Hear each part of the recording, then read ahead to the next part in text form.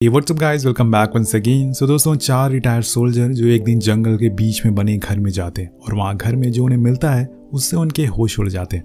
ऐसा क्या है उस घर में, चलिए जानते हैं। कहानी शुरू होती है पहले किरदार से जिसका नाम है बेनी, जो कि आर्मी सोल्जर को मोटिवेशन स्पीच देता है और आज भी वो यही कर रहा है। इसके बाद हम दूसरे किरदार को देखते हैं जो कि अभी भी पुलिस फोर्स में मौजूद है। उसका नाम है पोप, जो आज एक मिशन पर है। उसकी टीम को खबर मिली है कि झोपड़पट्टी में कुछ आतंकवादी छुपे हुए हैं, इसलिए वो अपने चॉपर से वहां पहुंचता है और उस पूरे घर को चारों तरफ से घेर लेता है और सभी को वार्निंग देता है कि जो भी घर के अंदर है वो बाहर आ जाए, लेकिन कोई भी बाहर नहीं आता, जिसके बाद उन्हें उन लोगों पर फायरिंग करना पड़ता है। लेकिन वहां से भी इनके ऊपर अंधाधुंध गोलियां चलना शुरू हो जाती है, जिसमें इनके कई जवान शहीद हो जाते हैं। ऐसी सिचुएशन को देखते हुए पोप अपनी टीम को ऑर्डर देता है कि तुम लोग मुझे कवर दो, मैं ऊपर से जाकर इन्हें मारूंगा। और वो करता भी ऐसा ही है। वो दूसरी इमारत पर जाता है और वहां से एक धमाका करता है जिससे कि वो पूरा घर उड़ जाता है और एक साथ सारे आतंकवादी मारे जाते हैं। जब वो अंदर जाता है तो वहां उन्हें बहुत सारे कैश और हथियार भी मिलते हैं, लेकिन उसके साथ कुछ घायल लोग भी थे जिन्हें पूछने पर पता चलता है कि वो लॉरिया के लिए काम करते हैं। आपको बता दूं कि लॉरिया अभी के समय का सबसे बड़ा माफिया है और उसका पूरे देश पर कंट्रोल है, जहां वो कई सारे नशीले चीजें भी सप्लाई करता है। इसके बाद उनसे लॉरिया का पता पूछते हैं पर वो आधा अधूरा एड्रेस ही बता पाते, जिसके बाद उन्हें भी मार दिया जाता है। पूरे घर को छानने के बाद उन्हें वहां कुछ और बच्चे और लड़कियां मिलती हैं जिन्हें वो अपने साथ ले जा रहे थे, लेकिन तभी उनके चंगुल से एक लड़की भाग जाती है। तब बॉब कहता है कि तुम लोग यहीं रुको, मैं उसे लेकर आता हूँ। जिसके बाद वो उसका पीछा करने लगता है और उसकी ये तलाश जाकर खत्म होती है एक घर में, जहाँ हम उसी लड़की को देखते हैं जिसका नाम है इवाना। वो पॉप को जानती थी, इसलिए उसने इस लड़की को भागने दिया, पर वो उसे कहता है कि मैंने तुम्हें मना किया था ना वहां से जाने के लिए, पर यह भी बता दिया था कि हम लोग रेड करने वाले, फिर तुम वहां क्यों गई? तो वो कहती है कि मेरा भाई वहां पर मौजूद था, इसलिए मैं गई उसे बचाने के लिए, लेकिन तभी तुम लोग वहां अचानक से घुस गए और मेरा भाई तुम्हारे कब्जे में है। तुम उसे कैसे भी करके छुड़ाओ। पर पॉप के लिए काम इतना आसान नहीं था, लेकिन तभी इवाना ऐसी चीज बोलती है जिसे सुनने के लिए पॉप ने भी पूरी उम्र गुजार दी। वो उसे बताती है कि मुझे लॉरिया का घर का एड्रेस पता है, क्योंकि मैं ही उसके घर पर सारे पैसे पहुंचाती हूँ, पर मैं तभी बताऊंगी जब तुम मेरे भाई को छुड़ाओगे। तो पॉप मान जाता है क्योंकि लॉरिया एक बहुत बड़ा शिकार है। उसे कहता है कि जब तुम अगली बार जाओ तो उसके घर की एक वीडियो बनाकर लाना, देन मैं तुम्हारे भाई को रिहा कर दूंगा। तो यहाँ पर डील डन हो जाती है। अब सीन शिफ्ट होता है बेनी पर, जो अभी भी वहीं काम कर रहा है, लेकिन आज उससे मिलने के लिए वहां पर पॉप आया जो उसका काफी पुराना दोस्त है। अब उन दोनों में काफी बातें होती है। दिन वो उसे एक काम करने को कहता है, उस काम को सुनते ही वो हाँ कर देता है, लेकिन उसकी एक शर्त होती है कि वो तभी उसके साथ जाएगा जब रेड क्लिफ भी उसके साथ चलने को तैयार होगा। अब यहाँ हम कहानी के तीसरे किरदार को देखते हैं, जो कि किसी जमाने में एक जाबाज सैनिक हुआ करता था, लेकिन आज वो एक ब्रोकर है और अपना खर्चा पानी बहुत ही मुश्किल से चला पा रहा है। उसकी बीवी ने भी उसे छोड़ दिया। अब उसके पास इतने पैसे भी नहीं है कि वो अपनी बीडी की स्कूल फीस भर सके। और तभी वहां पर पॉप आता है, जिसे देखकर वो कुछ भी करने को मना कर देता है, लेकिन वो कहता है कि मुझे तुम्हारे बस कुछ ही दिन चाहिए, जिसके बदले में मैं तुम्हें $20,000 दूंगा। लेकिन वो मना कर देता है। वो जानता था कि पॉप उससे कुछ उल्टा सीधा ही काम करवाएगा। अब पॉप भी जबरदस्ती नहीं करता। इसके बाद वो लोग रेड क्लिफ की बेटी के स्कूल ड्रॉप करने जाते हैं, जहाँ पॉप को पता चलता है कि असल में उसकी लाइफ में क्या चल रहा है, और इसलिए वो वहीं उतर जाता और मिशन की फाइल वहीं छोड़कर चला जाता है। उसे पता था कि वो उसे मिलने जरूर आएगा। अब घर आने पे रेड क्लिफ को कुछ बिल्स मिलते हैं जिन्हें भरने की डेट नजदीक आ रही है, लेकिन उसके पास पैसे है ही नहीं और अब उसके दिमाग में पॉप की बातें घूमने लगती है। अब इसके बाद पॉप अपनी टीम के आखिरी शख्स के पास जाता है जिसका नाम है कैटफिश, जो कि एक पायलट है, लेकिन उसका लाइसेंस रद्द हुआ पड़ा है। उसके कुछ कांड की वजह से ऐसा हुआ था, लेकिन पोप कहता है कि मुझे इसे कोई फर्क नहीं पड़ता, तुम्हें बस मेरे लिए प्लेन उड़ाना है, अगर तुम वो कर सकते हो तो मेरे साथ आ जाओ। उसके बाद तुम्हें इतने पैसे मिलेंगे जितने तुम्हें अपनी जिंदगी में देखे भी नहीं होंगे। अब इसके बाद हम वहाँ रेड क्लिफ को भी देखते हैं, जिसका मतलब है कि उसने मन बना लिया है जाने का, अब पोप के साथ काम करने का, क्योंकि उसे पैसों की जरूरत है, किसे नहीं होती। अब पूरी टीम ब्राजील के लिए रवाना होते, जहां पर इनका सफर एक जंगल में जाकर खत्म होता है और इनके सामने एक विला था जो कि काफी पुराना सा लग रहा था। तभी उसके अंदर एक कार जाती और इसके अंदर थी इवाना, और इस कार में ही करोड़ों रुपए छुपे हुए थे, जिसकी कोई गिनती नहीं है। लेकिन इवाना का काम है वो घर के हर हिस्से को रिकॉर्ड करे, वो यही करती है। तभी उसके सामने लॉरिया आ जाता है, जो रजिस्टर पर साइन करने आया था, और यहाँ हम पहली बार उसे देख पाते हैं। इसके बाद वो यहाँ से सीधा घर चली जाती है और बाहर खड़े हुए लोग भी होटल चले जाते, जहाँ सभी साथ में बैठकर बातें करते हैं। तब बेनी कहता है कि हम ये सब पूरा करने के बाद डिपार्टमेंट को कब बताने वाले। तो पॉप कहता है कि ऐसा कुछ नहीं होने वाला, क्योंकि मैं सरकार को इसमें से एक भी पैसा नहीं देने वाला हूँ। पर यह बात बेनी को ठीक नहीं लगती, तो वो कहता है कि तुम खुद बताओ, हमने सरकार के लिए इतने साल सेवा करी, अपनी जान जोखिम में डाली, लेकिन आज देखो हमारी हालत कैसी हो गई। रेडक्लिफ को देखो, उसके पास इतने पैसे नहीं है कि वो अपनी बेटी की फीस भर सके। वहीं बेनी, तुम खुद को देख लो, तुम जो कर रहे हो तुम्हें उसमें मजा आ रहा है?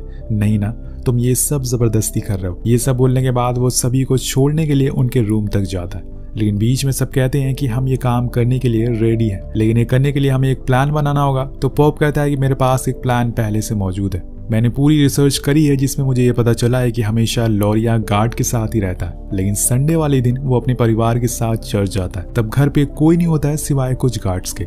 उसी समय हम घर में घुस जाएंगे और घर में जितने भी पैसे होंगे सब चुरा लेंगे और पूरे घर को आग लगा देंगे, जिससे पता चलेगा कि वहां पर कोई एक्सीडेंट हुआ है। तो रेडक्लिफ कहता है कि हमें एक वैन की भी जरूरत पड़ेगी, तो वो तुम कहां से लाओगे? तो पोप ने उसका भी इंतजाम कर रखा था, जिसके बाद वो वापस से इवाना के पास पहुंचता है और उससे कहता है कि तुम्हें मेरा एक और काम करना पड़ेगा, तुम्हें संडे के दिन लॉरिया के घर के बाहर वैन लेके आनी होगी। उसके बदले में मैं तुम्हें और तुम्हारे भाई को नया पासपोर्ट दूंगा और साथ में $2 मिलियन भी दूंगा, जिसे लेकर तुम किसी दूसरे देश निकल जाना और अपनी लाइफ आराम से एंजॉय कर सकना। अब ये ऑफर सुनकर वो मान जाती है, लेकिन आपको क्या लगता है कि अगर उन्हें वहां पैसे नहीं मिले तो ये क्या करेंगे? अब अगले दिन चारों लोगों को लेकर पॉप एक कंटेनर के पास जाता है जिसके अंदर असला बारूद भरे थे।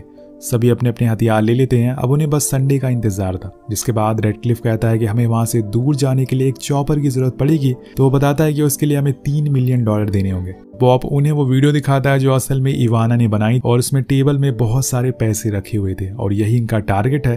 अब 2 दिन बाद संडे आ जाता और सुबह सुबह लॉरिया की पूरी फैमिली चर्च के लिए निकल जाती, जिसके बाद हम इवाना की वैन को देखते हैं जो घर के अंदर घुसती है, पर बीच में ही गार्ड्स उसे रोक लेते हैं। तब उनसे कहती है कि मैं बस ये कार यहाँ पर रखने के लिए आया हूँ, जिसके बाद मैं दूसरी कार लेकर निकल जाऊंगी। वो करती भी ऐसी है, लेकिन उसके पीछे से पॉप की टीम घर में घुस जाती है और एक एक करके सभी गार्ड्स को मारने लगती है। जिसके बाद वो उस जगह पहुंच जाते हैं जहां पर उन्हें पैसे मिलने वाले थे। अब वो घर का हर एक कोना और तिजोरी ढूंढ डालते हैं, लेकिन पैसे कहीं भी नहीं थे।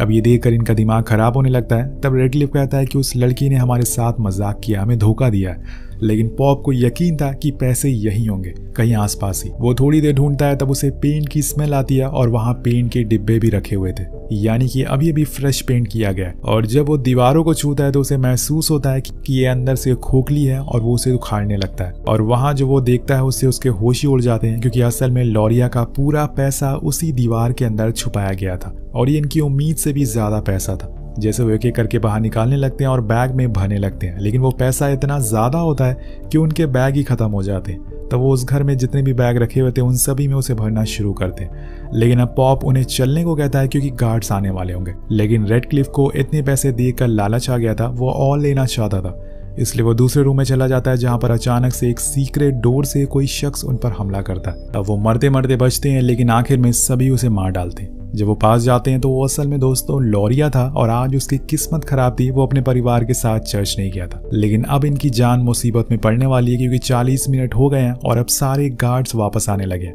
इसलिए अब इन्हें तैयार रहना होगा। वो एक एक करके सभी को मारकर घर से बाहर निकल जाते हैं और जाते जाते पूरे घर को आग लगा देते हैं। जिसके बाद ये उस जगह पर पहुंचते हैं जहां पर चॉपर इनका इंतजार कर रहा था, लेकिन उसके बदले में उन्हें $3 मिलियन देने पड़ते हैं। तब वो वहां मौजूद एक आदमी को दे देता है और फिर ये पैसों को लोड करना शुरू करते हैं। लेकिन कैटफिश कहता है कि पैसों का वजन ज्यादा हो गया है, हमें कुछ कम करना होगा। लेकिन रेडक्लिफ सारे पैसे साथ ले जाना चाहता है, पर वो बताता है कि ये आसान नहीं है, क्योंकि रास्ते में हमें 2 माउंटेन्स आएंगे जिसे इन पैसों के साथ पार करना बहुत ही मुश्किल हो जाएगा।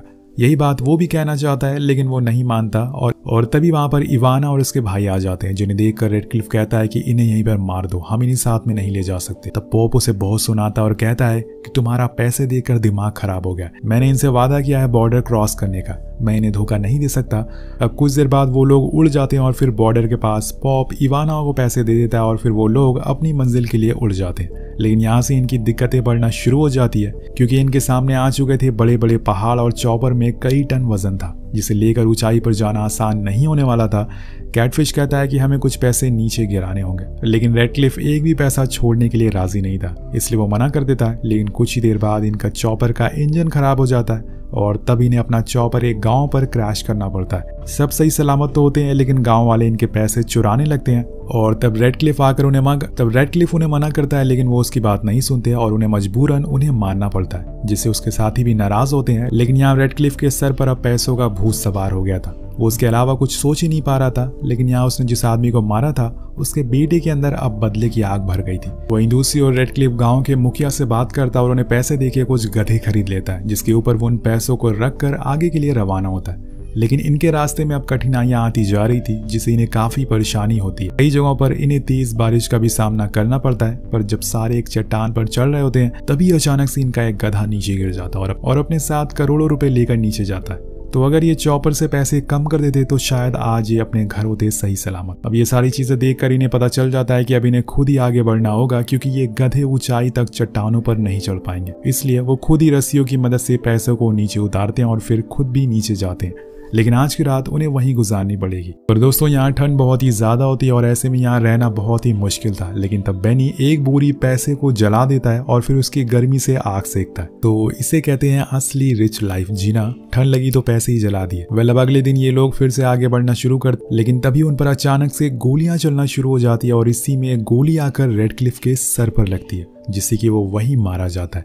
अब ये देखकर सभी दोस्त पूरी तरीके से टूट जाते हैं और उन्हें समझ नहीं आता कि अचानक से उनके साथ क्या हुआ है। इन्होंने सोचा नहीं था कि ऐसा कुछ हो जाएगा। तब बेनी और कैटफिश के बीच में लड़ाई होना शुरू हो जाती है। उसे लगता है कि उसकी वजह से रेडक्लिफ की जान गई, लेकिन तब पॉप बताता है कि वो असल में उसी आदमी का बेटा है जिसको रेडक्लिफ ने मारा था, इसलिए वो बस उसी को मारने के लिए आया था। अब पॉप कहता है कि रेडक्लिफ का सपना था कि वो उन सारे पैसों को अपने साथ ले जाए, लेकिन हम इतने पैसों को साथ में नहीं ले जा सकते। इसलिए हम एक काम करते हैं, इसी खाई में कुछ पैसों को फेंक देते हैं। कुछ दिनों बाद बर्फ गिरने लग जाएगी, जिससे कि ये ढक जाएंगे और किसी को पता नहीं चलेगा कि यहाँ पैसे हैं। अब वो ऐसे ही करते हैं और कुछ पैसों को लेकर अपने साथ निकल जाते हैं। बीच में उन्हें एक लड़का वैन के साथ मिलता है। वो उन पर बंदूक तान देते हैं, लेकिन पॉप उसे मारता नहीं बल्कि उसके हाथ पैर बांधकर पीछे बैठा देता है और कुछ पैसे भी देता है। लेकिन कुछ ही देर बाद इनके पीछे कुछ लोग पड़ जाते हैं। अब ये लोग कौन थे ये इन्हें पता नहीं होता, लेकिन इन्हें ये जरूर पता था कि ये इन्हें मारना चाहते हैं। इसलिए ये तेजी से आगे बढ़ना शुरू करते हैं और समुद्र के किनारे पहले से खड़ी बोट पर बैठ जाते हैं और इसमें गोलीबारी होना शुरू हो जाती है। लेकिन ये सभी सामने वालों को मार डालते हैं और फिर वहां से निकल जाते हैं। जिसके बाद ये बड़े से जहाज से अपने देश में आ जाते हैं, जहां हम सभी को एक साथ टेबल पर बैठे हुए देखते। उनके सामने वो सभी पैसे थे जो यहाँ पर लेकर आए थे। अब यहाँ एक वकील भी मौजूद थी जो उनसे कहती है कि मैं तुम्हारे सारे पैसों को वाइट कर दूंगी और हर महीने थोड़े थोड़े पैसे दूंगी। लेकिन पॉप फैसला करता है कि वो अपने हिस्से के कुछ पैसे रेडक्लिफ के परिवार वालों को दे देगा। जिसके बाद एक एक करके सभी उन पैसों को रेडक्लिफ के परिवार को देने का फैसला करते हैं। कुछ देर बाद बाहर निकलते समय बेनी पॉप को एक पर्ची देते हुए कहता है कि कुछ दिनों बाद हम एक बार फिर मिलेंगे। उसके जाने के बाद वो उस पर्ची को खोलता है तो उसमें कुछ एल्टीट्यूड लिखे हुए थे, जो कि उसी जगह के थे जहाँ पे इन्होंने 90% पैसों को छुपा कर रखा था। यानी कि अभी भी असली कहानी बची हुई है। पर आपको क्या लगता है, क्या इसमें रेडक्लिफ की गलती है? अगर वो उसी दिन कुछ पैसों को वहीं छोड़ देता तो उनका प्लान क्रैश नहीं होता और ये सही सलामत होते। आपको क्या लगता है नीचे कमेंट करके जरूर बताइएगा। इसी के साथ ये कहानी खत्म हो जाती है। Peace out.